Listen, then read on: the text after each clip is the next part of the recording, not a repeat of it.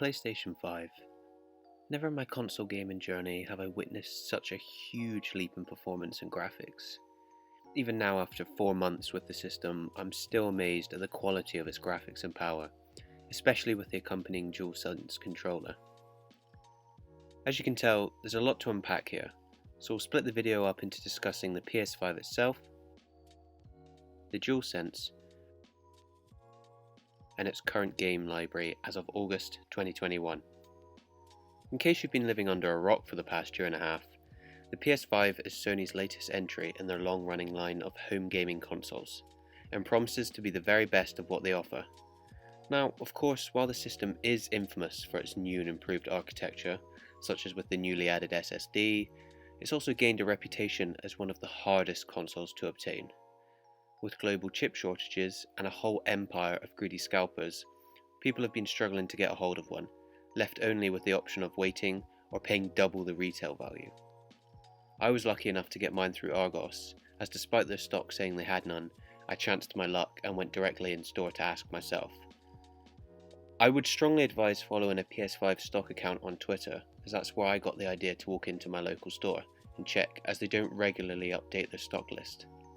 With that in mind, I'll leave a few links in the description of the best accounts to follow.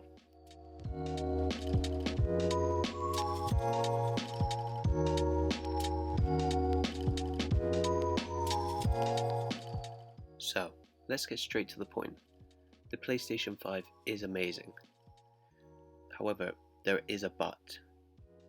Before we get into that, let's first discuss its positives. First off is the graphics. They are insane. The detail on the characters and set pieces are honestly amazing. I personally feel at this point of the console's life, Insomniac's the main company paving the way for how good games can look with the new hardware. With 4K resolution at a smooth 60 frames per second, it completely revolutionises the way games are presented. One game I want to point out specifically is Ratchet & Clank Rift Apart. I still can't believe how good the game looks due to its vibrant colour palette, which was present in Spider-Man Miles Morales, and the insane detail. The way in which many of the worlds capture depth, as well as the seamless dimension swapping, acts as an amazing presentation on what the system is capable of. Another game which helps in showcasing the graphical power of the PS5 is Resident Evil Village. This was my first PS5 game, and it truly felt like a more immersive horror experience due to a number of factors, one of which was the insane graphical fidelity on show. You know you're a gamer when you appreciate how realistic the wrinkles on Ethan's hand look. Am I sad? Anyway, the main characteristics of the system can be split into being fluid and tactile. Fluid because every single input and menu interaction is buttery smooth. Tactile because every button press and action is executed in a satisfying manner. However, there are two downsides to the PS5 which need to be mentioned. The size of the system and the lack of customization. Okay, so I thought the original Xbox One was the biggest console I'd ever seen. You know the one, it sort of looked like a VHS player. Anyway, I was caught by surprise by the sheer size of the PS5 when I unboxed it. I mean, it's the legit size of 1.5 PS4 Slims, LED side by side. Especially when compared to the Xbox Series X. I'm really not sure why Sony chose to make it this big. Perhaps it's due to the components inside, or more than likely because it gives them an excuse to release a PS5 Slim in the future. Regardless, while it isn't the end of the world, it is something to consider if you have a small amount of room to place your gaming machines. The other minor annoyance is its lack of customization, both physically and digitally. Unlike the PS4, there are currently no purchasable themes, and so it lacks that feeling of personalization. In terms of its lack of physical personalization, the PlayStation 5 came with removable faceplates. With that in mind, it was surprising to see Sony didn't release other colour variations alongside the system. The only way to do so is either to purchase a third-party one off of eBay, or matte black plates from dbrand, or spray paint your own, but do that at your own risk. However, due to this, there's a lack of official Sony seal when doing either of these options, and that can make it a little risky. The only personalised thing I've managed to do is this sweet retro PlayStation sticker underneath the logo cut out on the plate. However, despite these two cons, the system itself is still an amazing piece of technology and fully worth your time and money.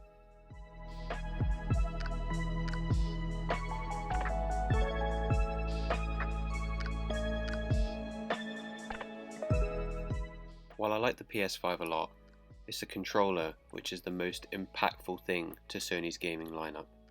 In all the systems I've owned, I've never witnessed something so revolutionary as the PlayStation 5's controller. The closest thing to a radical overhaul which isn't the DualSense would be the introduction of the Wii controller, and how crazy that felt. However, the DualSense to me blows the Wii controller out of the water. I can't emphasize enough just how much more engaging a game is with the use of controller's haptic touch and adaptive triggers. It can give a variety of actions and weapons a feeling of weight and ownership, as each have their own specific trigger points and vibrations. The best use of the controller's functions are actually with the PS5's included game, Astro's Playroom. It's brilliant at showing off its capabilities when climbing up the wall in the monkey suit. Each of these scenarios give off a different feeling thanks to the wide range of vibration and tension that DualSense can simulate. These aren't only utilised in Astro's Playroom, but also a variety of other games.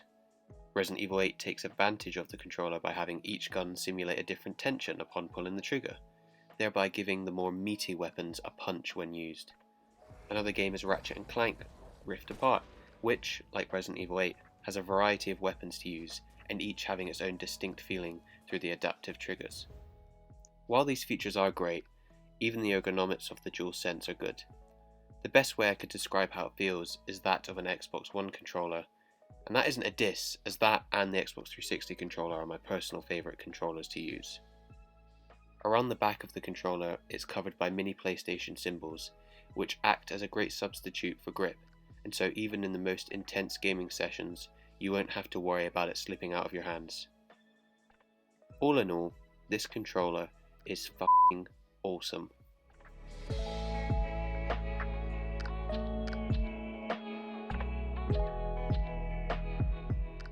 Right out of the gate, I'll be honest, the game library for the PS5, specifically those games which have only been released for the system, is fairly impressive. At the time of recording, the list consists of Astro's Playroom, Godfall, Sackboy: A Big Adventure, Returnal, Demon Souls, and Ratchet & Clank Rift Apart. This isn't even mentioning the confirmed upcoming games, such as God of War Ragnarok and Deathloop. However, the current games list is great as it offers a variety of different gaming genres, ranging from first-person shooters to horror games and even RPGs. The games I've played on the PS5 is Astro's Playroom, Ratchet & Clank Rift Apart, and Resident Evil 8. Each of these have been an awesome gaming experience and shown what next gen is truly capable of. I know it's a little premature, but I can't wait to see what Naughty Dog will release near the end of the console's life, because if games are already looking this good at the beginning, I can't imagine what it will look like by then.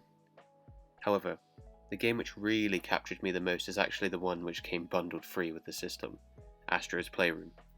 So don't worry about getting a game straight away, as this one will tide you over and offers a challenging yet engaging platinum trophy to get. However, if you think you'll clear the game quickly and want to know what you should buy alongside the console, then I'd personally recommend Spider-Man Miles Morales or Ratchet & Clank Rift Apart. Each offer a unique experience and brilliantly show off the power of Sony's latest home console.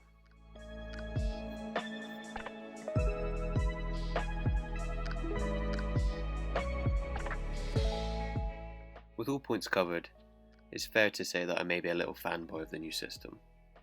I tried my best to ensure that I covered the downsides to it, but honestly, I can't at this stage.